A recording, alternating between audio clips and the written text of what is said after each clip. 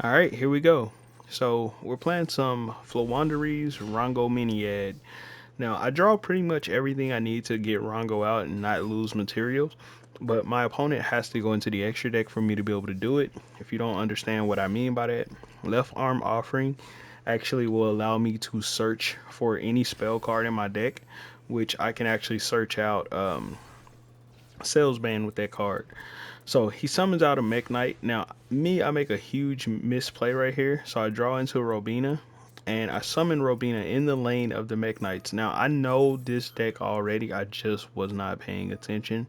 I just did not care about what he had. And I saw that I know about Mech Knights because there's a card with Mech Knights that can basically hand loop you for your entire hand. Like you can get rid of your opponent's entire hand.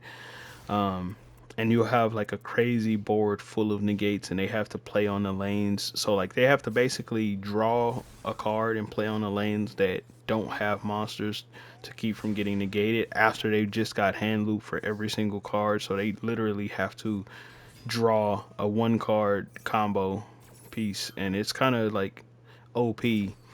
Um, so I make the misplay of summoning Robina in the lane. That gets destroyed. I didn't get punished and killed on the next turn. So now I'm just going to make my plays over here. Summon out Impin, and then I'm going to use Robina to grab Barrier Statue, summon Stormwinds, go into attack position, attack over his two monsters, and here's where I make my big misplay. So instead of me going into main phase 2 and setting the Dreaming Town, I made a mistake and forgot to set it. So luckily, he didn't have like a Raigeki or something and just kill me, but he ends up summoning this card as a normal summon. Now, this is a funny thing about Barrier Statue. If you summon Barrier Statue, most of the time your opponents will normal something really weak, and then they'll attack into it, go into main phase 2, and then they'll start basically like going into the extra deck to get that really weak monster that they normaled off the field. That's how you can force your opponent to go into the extra deck so you can summon out Rongo. Just a tip.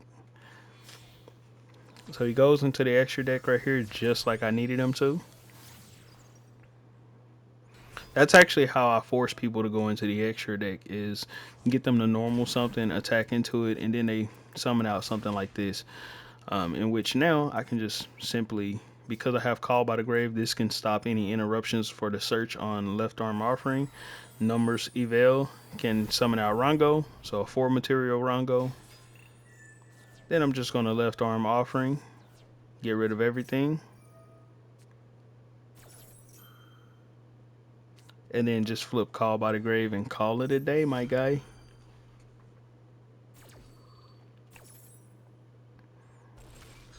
So Call by the Grave is going to stop his Ash. That's the bad thing about left arm offering. If you don't have a way to stop them from stopping you from doing it, then it's kind of risky.